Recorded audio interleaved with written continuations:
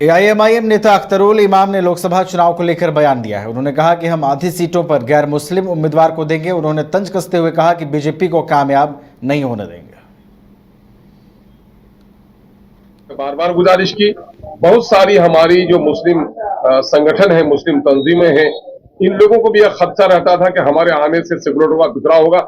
इन लोगों से भी गुजारिश की कि आप भी हमारे लिए वकालत कीजिए कि हम सेकुलरों का बिखराव नहीं चाहते हैं, लेकिन हम अपने वजूद को बाकी रखना चाहते हैं। क्या मुस्लिम लीडरशिप के लिए कोई गुंजाइश नहीं है बिहार में? क्या सोकॉल जो सेकुलर पार्टियां हैं, ये पार्टियां से मुसलमानों को बीजेपी का खौफ दिखाकर दबाकर रखना चाहती हैं? अभी जाति आधारित जो गणना आई है, जो हम लोग चीख रहे थे, चिल्ला रहे थे कि माइनॉरिटी के लोगों को इन लोगों ने हाशिए पर डाल दिया है, और ये 30-35 साल के दरमियान में, जिसमें राजद, जदयू, कांग्रेस और भाजपा सभी लोग शामिल रहे हैं, मुसलमानों के 60% नौकरियों से इनको वंचित कर दिया गया है। जाहिर है कि बिहार में इस वक्त नौकरियां सलाहियत पर मिलती हैं, क्योंकि मुस्लिम अकलियत के लोग पसमानदा हैं, पिछड़े हो गए हैं, गरीब हो गए हैं, उनका एजुकेशनल अपलिफ्टमेंट नहीं हुआ है, तो उनको विशेष वो। जहानाबाद में जनजन पार्टी के अध्यक्ष आशुतोष शर्मा ने मीडिया से बात करते हुए जहानाबाद संसदीय क्षेत्र से चुनाव लड़ने की घोषणा की। उन्होंने कहा कि स्थानीय सांसद चंदेश्वर प्रसाद चंद्रवंशी को दोबारा टिकट दिए जाने के कारण आम मतदाताओं में काफ़ी नाराजगी है। इसके कारण इस क्षेत्र के मतदाता ने मुझे चुनाव लड़ने के लिए प्रोत्साहित किया है। उन्होंने कहा कि सरकार द्वारा लगातार हमारे अधिकारों का हनन किया जा रहा है।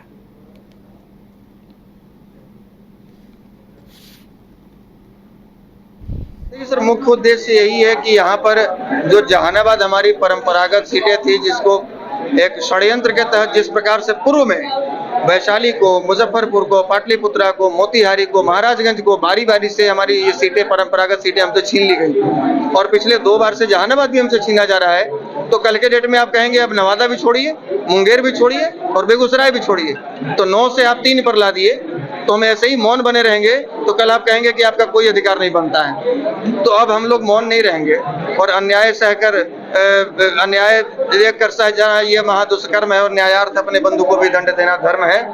तो हम इसी रामधारी से दिनकर जी के पंक्तियों के साथ चलने वाले लोग हैं, उनको अपना आदर्श मानने वाले लोग हैं, श्री बाबू को अपना आदर्श मानने वाले लोग हैं, स्वामी सहजानंद सरस्वती जी को आदर्श मानने वाले लोग हैं। तो हम लोग तमाम वर्गों के बीच में जाएंगे और उनसे एक बेहतर विकल्प की बात करेंगे कि आप ये तय कीजिए कि जहानाबाद के लिए कौन बेहतर होगा। दूसरी बात है कि यहाँ के अलग अलग सभी वर्ग और सभी धर्म संप्रदाय के लोगों ने मुझे कॉल करके कहा कि हम लोग यहाँ के दोनों प्रत्याशियों से संतुष्ट। जहानाबाद में नमामि गंगे के तहत सफाई जागरूकता कार्यक्रम का आयोजन किया गया। जहानाबाद समाहरणालय से डीएम अलंकृता पांडे ने वृक्ष लगाकर कार्यक्रम की शुरुआत की। डीएम ने बताया कि लोगों को सफाई पर विशेष ध्यान देने की जरूरत है, क्योंकि आज के दौर में बीमारियां गंदगी की वजह से काफ़ी फैल रही हैं। सरकार द्वारा शहर और ग्रामीण क्षेत्रों में सफाई करने के लिए सफाई कर्मियों की व्यवस्था की गई है। इस अवसर पर आम चुनाव को लेकर मतदाता जागरूकता अभियान भी चलाया गया। और इसके साथ साथ ही एक मतदाता जागरूकता अभियान को भी इसके साथ में हम लोगों ने क्लब किया है, ताकि एक पंथ दो काज हो सके, और जो लोग वहाँ पर इकट्ठे होंगे उनको दोनों ही चीज़ों के प्रति जागरूक किया जाएगा और सभी को ये संदेश पहुँचाया जाएगा कि सफाई जितनी ज़रूरी है उतना ही ज़रूरी है अपने लोकतंत्र का हिस्सा बनना और वोट करना। कहाँ पे कार्यक्रम आयोजित किए जाएंगे? ये सभी जगह आयोजन हो रहा है। विद्यालयों में भी चित्रांकन प्रतियोगिता का आयोजन किया जा रहा है। संगम घाट पर आपका नुक्कड़ नाटक का आयोजन है आज शाम को, और उसके अलावा वहाँ पर सफाई का अभियान भी चलाया जा रहा है। वृक्षारोपण भी किया गया है? जी, वृक्षारोपण हमारे कलेक्ट्रेट कैंपस में ही किया गया है। किस तरह के वृक्ष लगाए गए हैं? फलदार वृक्ष लगाए गए हैं। और इसके साथ साथ ही एक मतदाता जागरूकता अभियान को भी इसके साथ में हम लोगों ने क्लब किया है, ताकि एक पंथ दो काज हो सके, और जो लोग वहाँ पर इकट्ठे होंगे उनको दोनों ही। भारत सरकार डाक विभाग के मुख्य post master general Bihar Anil Kumar द्वारा विश्व के पहले प्रीपेड कॉपर टिकट के 250 वर्ष पूरे होने को लेकर जानकारी देते हुए बताया कि दुनिया में पहले डाक टिकट कॉपर टिकट जो अजीमाबाद से जारी किया गया था, 250 वर्ष पूरे होने के उपलक्ष्य में बिहार सर्किल द्वारा टिकट विशेषकर बनाया गया है, जो 31 मार्च 2024 को पटना जीपीओ में जारी किया जाएगा। कॉपर टिकट आधुनिक डाक प्रणाली की नींव रखी थी। इस टिकट का इतिहास काफ़ी पुराना है। 31 मार्च 2024 को पटना जीपीओ में भव्य डाक टिकट प्रदर्शनी की मेजबानी की जाएगी, जिसमें दुर्लभ डाक टिकटों, ऐतिहासिक कलाकृतियां और पिछली 2.5 शताब्दी में डाक प्रणालियों के विकास पर प्रकाश डालने के लिए आकर्षक प्रदर्शनी भी लगाई जाएगी। आबाद एक अन्नी, अजीमाबाद दो अन्नी, एक और आने का और दो आने का, 2 टिकट कॉपर टिकट जारी किया गया था इसी शहर से, इसी जगह से, और 31 मार्च को किया गया था। 31 मार्च 24 को उसके 250 साल पूरे हो जाएंगे। तो ये बहुत ही बड़ा विषय है। जैसे हम लोग कहते हैं कि पहला गणतंत्र कहाँ से शुरू हुआ था, तो बिहार से शुरू हुआ था। जीरो का प्रारंभ कहाँ से हुआ था, तो बिहार से शुरू हुआ था।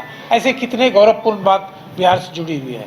उसी लड़ी में, उसी कड़ी में एक बहुत गौरवपूर्ण बात है कि विश्व का पहला प्रीपेड सिस्टम टिकट, डाक टिकट कहें, कॉपर में ताम्र में पटना में जारी किया गया था 31 मार्च 1774 को। उसी का 250 साल सेलिब्रेशन हम लोग कर रहे हैं। 31 मार्च से शुरू करेंगे, जिसमें कि स्पेशल कवर जारी किया जाएगा और भी अन्य कार्यक्रम होंगे। उसके बाद हम लोग ईयर लॉन्ग पूरे भागलपुर जिले में लोकसभा चुनाव के मद्देनजर तमाम प्रशासनिक तैयारियों को पूरा किया जा रहा है, मुकम्मल किया जा रहा है और इसी कड़ी में जिलाधिकारी के नेतृत्व में समीक्षा बैठक की गई। जिलाधिकारी डॉक्टर नवल किशोर चौधरी ने संबंधित अधिकारियों के साथ नामांकन प्रक्रिया और चुनाव को शांतिपूर्ण माहौल में संपन्न कराने को लेकर समाहरणालय के समीक्षा भवन में बैठक की। बैठक में अधिकारियों को कई दिशा निर्देश भी दिए गए। आज भागलपुर, किशनगंज, कटिहार, पूर्णिया और बांका में नामांकन भी प्रारंभ हुआ, जिसकी तैयारियां पूरी कर ली गई है। जिलाधिकारी ने बताया कि नामांकन की अंतिम तिथि 4 अप्रैल रखी गई।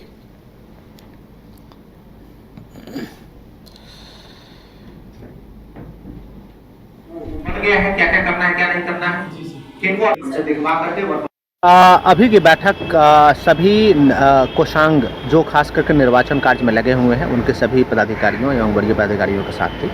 और आप जान रहे हैं कि आज से नोटिफिकेशन भी हो गया है, आज से नॉमिनेशन भी शुरू है जो अभी 4 अप्रैल तक चलेगा। तो इसके बाबत जितनी तैयारियां थी उसकी बृहद रूप से समीक्षा की गई है और हम लोग जो माननीय निर्वाचन आयोग है उनके दिशा निर्देशानुसार हम लोग की तैयारी अच्छी है। नॉमिनेशन भी आज से शुरू है? हाँ बिल्कुल, आज से नॉमिनेशन शुरू है जो 4 तक चलेगा, अवकाश के दिनों को छोड़ करके, और इसका नोटिफिकेशन भी हम लोगों ने नोटिस बोर्ड पे चिपका दिया है। अभी की बैठक सभी कोषांग जो खास करके